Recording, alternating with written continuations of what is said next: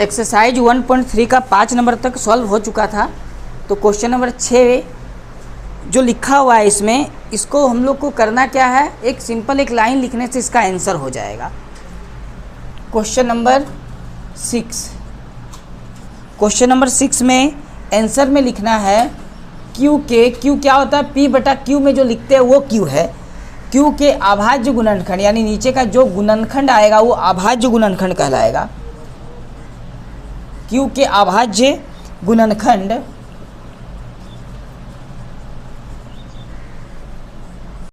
में केवल दो के घात या 5 के घात या दोनों होते हैं,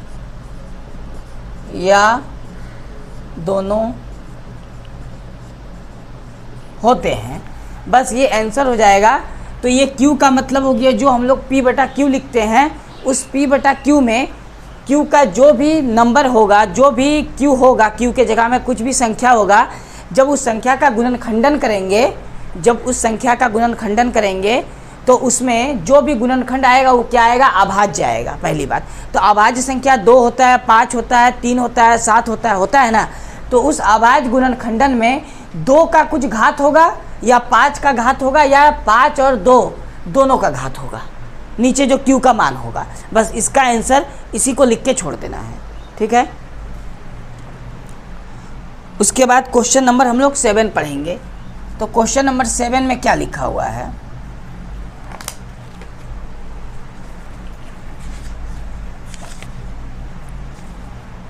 क्वेश्चन नंबर 7 में लिखा है ऐसी 3 संख्या लिखिए जिनके दशमलव प्रसार अनुसानी अनावर्ती हो। किसी भी संख्या का जब दशमलव प्रसार अनुसानी अनावर्ती होता है, इसका मतलब पक्का है कि वो संख्या अप्रमेय संख्या है। हम लोग सीखे थे कि प्रमेय संख्या का दशमलव प्रसार 2 गो होता है, एक शांत एक अशांत, लेकिन अप्रमेय संख्या का जो दशमलव प्रसार आता है उस दशमलव प्रसार को अनुसानी अनावर्ती कहते हैं। और क्वेश्चन नंबर 7 में लिखा है कि 3 ऐसी संख्या का दशमलव प्रसार लिखना है जो अनुसानी अनावर्ती हो। इसका मतलब ये अप्रमेय संख्या है और उसका दशमलव प्रसार क्या है, अनुसानी अनावर्ती है। तो वो संख्या हमसे पूछा है कि कौन कौन सा होगा। तो हम लोग इसका डायरेक्ट आंसर लिखेंगे संख्या में 0.01। ये क्या होता है ना, कभी रिपीट नहीं आता है। जैसे यहाँ 1 0 था, यहाँ क्या आ गया, 2 0 आ गया। इस तरह 1 आया, फिर 3 0 हम लोग दे देंगे, उसके बाद 4 0 दे देंगे। इस तरह ये कभी रिपीट नहीं होने लगेगा।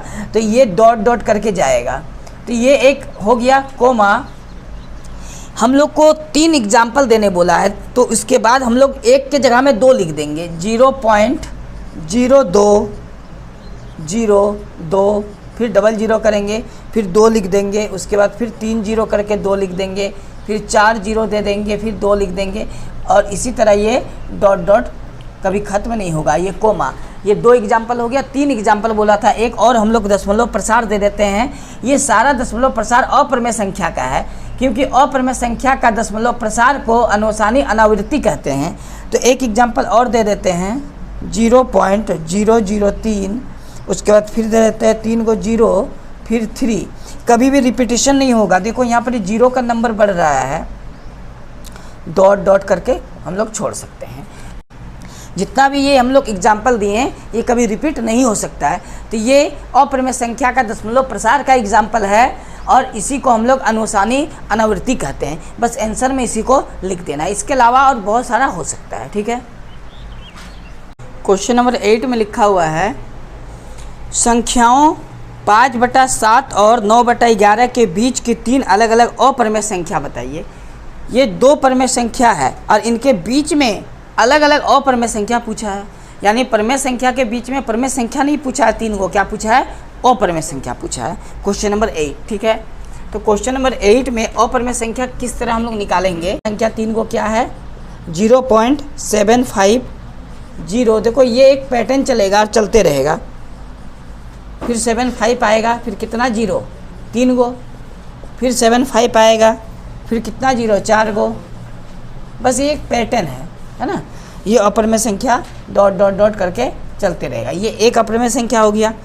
और इसी तरह ये 75 नहीं, अब हम लोग 76 ले सकते हैं, 0.76, ठीक है। उसके बाद और भी ले सकते हैं, 7 0 फिर 7 6 7, फिर 0 0 7 6 7, फिर 3 बार 0 लिखेंगे, 7 6 7, फिर 4 बार 0 लिखेंगे, 7 6 7। क्योंकि हम लोग को बहुत अच्छा से पता है कि अपरिमेय संख्या जो होता है वो रिपीट नहीं होता है, ठीक है। जैसे यहाँ 7 6 7 है, लेकिन एक 0 आया, फिर 2 0, फिर 3 0, फिर 4 0, इस तरह करके वो जाते रहेगा। तो ये अपरिमेय संख्या कहलाता है।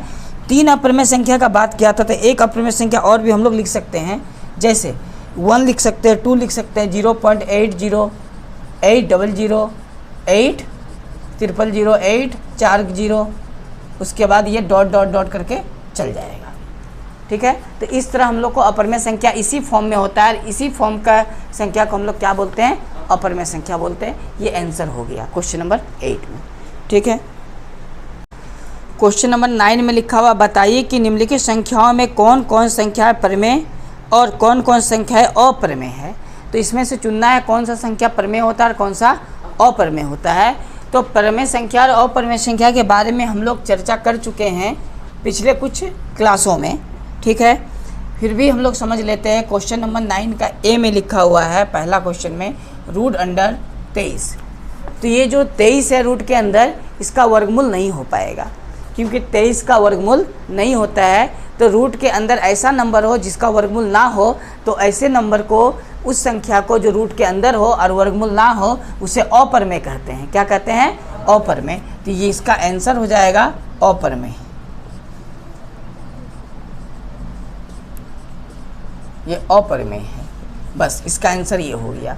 इसी तरह क्वेश्चन नंबर 9 का 2 में लिखा हुआ है, √225। 225 का वर्गमूल होता है, 225 का वर्गमूल होता है।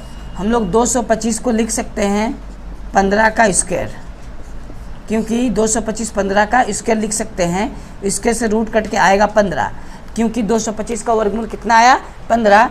तो ये क्या हो जाएगा, परिमेय संख्या हो जाएगा। तो लिख सकते हैं, अतः √225 एक परिमेय संख्या है।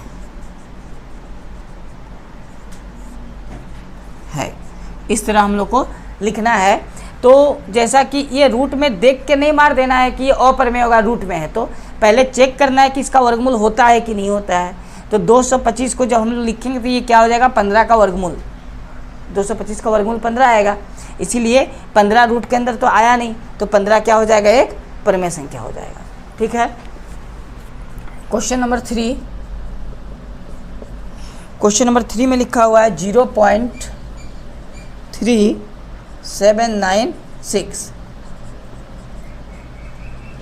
0.3796 इसको बटा के रूप में लिख सकते हैं, क्योंकि पॉइंट के बाद 1 2 3 4 संख्या है, तो नीचे 4 0 आ जाएगा, ठीक है। तो ये P बटा Q के रूप में आ गया कि नहीं आ गया। तो जो P बटा Q के रूप में आ जाएगा वो क्या होता है, परिमेय संख्या होता है। तो लिख सकते हैं, अतः 0.3796 एक परिमेय संख्या है। बस ये आंसर हो गया। अब क्वेश्चन नंबर हम लोग 4 को सॉल्व करेंगे, जिसमें लिखा हुआ है 7.47847, 8 के बाद ये डॉट डॉट है। इसका मतलब ये कभी समाप्त नहीं होने वाला है, क्योंकि डॉट डॉट का मतलब कभी समाप्त नहीं होगा। जो कभी समाप्त नहीं होगा, जैसे कि 7 478 478, ये बार बार 478 478 क्या आ रहा, रिपीट आएगा।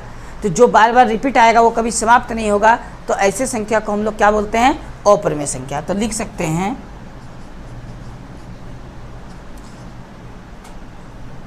7.478 डॉट डॉट डॉट, ठीक है, एक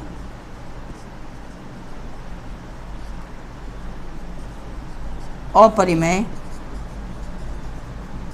संख्या है। ये एक अपरिमेय संख्या है क्योंकि कभी समाप्त नहीं होगा। ठीक है, इसके बाद इसका 5 नंबर क्वेश्चन जो आखिरी क्वेश्चन है वो लिखा हुआ है 1.101 001 फिर 0001 उसके बाद 4 जीरो है 1 डॉट डॉट डॉट।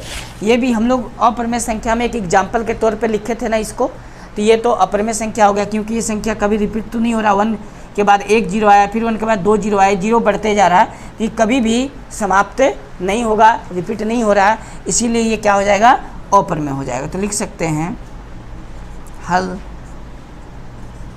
यह एक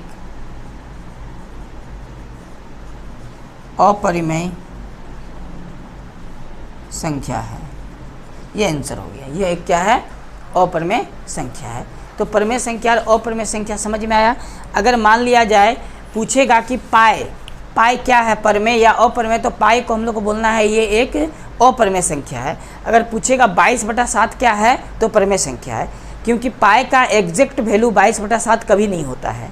पाई का जो वैल्यू हम लोग लिखते हैं 22/7 वो एग्जैक्ट नहीं होता है, इसीलिए पाई अपरिमेय संख्या है जिसका एग्जैक्ट वैल्यू नहीं निकाला जा सका अभी तक, और 22/7 जो है वो परिमेय संख्या है। इसको याद रखना है, ये आ सकता है क्वेश्चन, इंपॉर्टेंट है। ठीक है, समझ में आ गया। तो हम लोग का पूरा एक्सरसाइज 1.3 कंप्लीट हो गया है। ठीक, अब हम लोग एक्सरसाइज 1.4 को सॉल्व करेंगे।